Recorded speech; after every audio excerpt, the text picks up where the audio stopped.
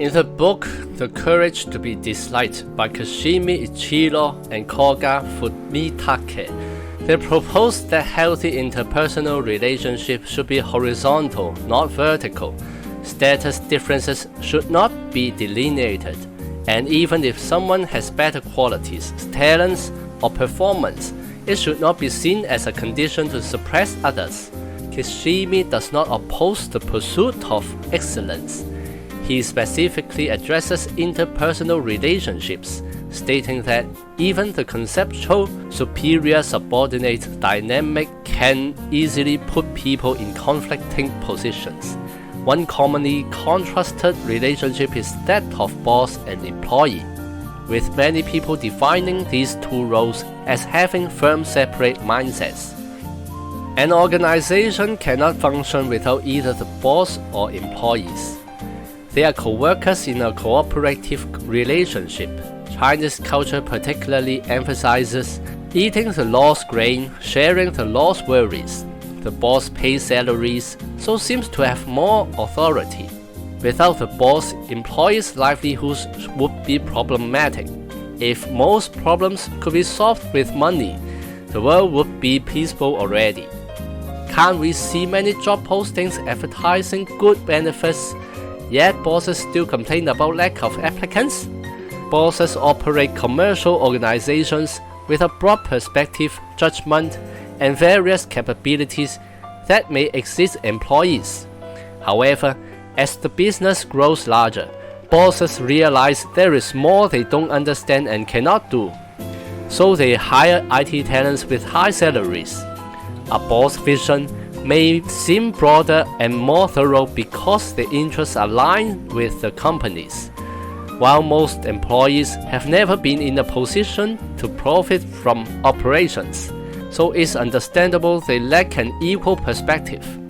Similarly, bosses can easily overlook frontline working conditions and customer feedback, getting criticized by grassroots staff and customers as being out of reach. Humans are limited beings. Their thoughts and perceptions are confined to what they can access. A boss or employee's capabilities do not derive from their position itself, but from the extent they can transcend the limitations of that role and consider issues from different angles. It is an unfounded presupposition that bosses must be forward-thinking or dismissive of the grassroots, while employees must empathize with frontline hardship or just seek comfort. Placing them in oppositional roles is arbitrary. Many employees complain about work not meeting expectations like salaries, benefits, job nature, co-worker cooperation, etc. Bosses often see such grievances as selfish, lazy, lacking business acumen. Both like to blame the other for not understanding the difficulties of their role, having tunnel vision. Since both claim the other lacks a broad perspective, blind to the full reality and fixated on their viewpoint, the issue can be summarized as a gap between ideals and reality. There is no need to categorize people by role. Many say identity, but I don't define roles as identities, or presume those in certain roles must inevitably hold certain mindsets or lack certain perspectives. The key factor for people to willingly to stay in their jobs is satisfaction. Note the emphasis on willingly. Begrudgingly enduring a job for a living does not count, nor does constantly complaining about the job's flaws while fantasizing about better prospects, yet staying put for decades. Satisfaction is not necessarily happiness. Happiness refers to a joyful feeling, while the nature of work is often not about eating, drinking, and playing, chatting with buddies, or romantic holidays. Work often requires exerting effort and sacrificing those pleasurable pursuits. So after a period of work, how can one still attain satisfaction? Are humans masochistic? No.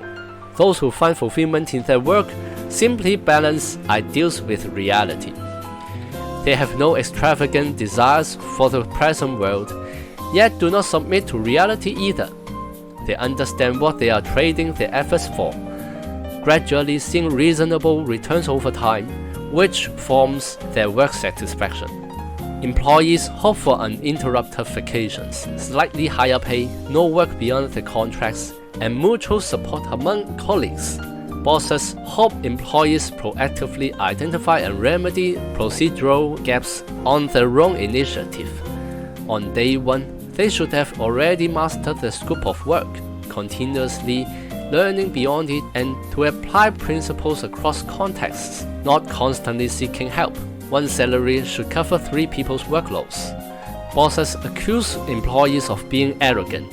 The market determines what caliber of employee a certain pay level can attract. Rising pay for less work is unrealistic. The final clause in contracts covers other duties as assigned. Don't expect much for little effort in the job market. Employees likewise accuse bosses of being unrealistic. What price fetches what person?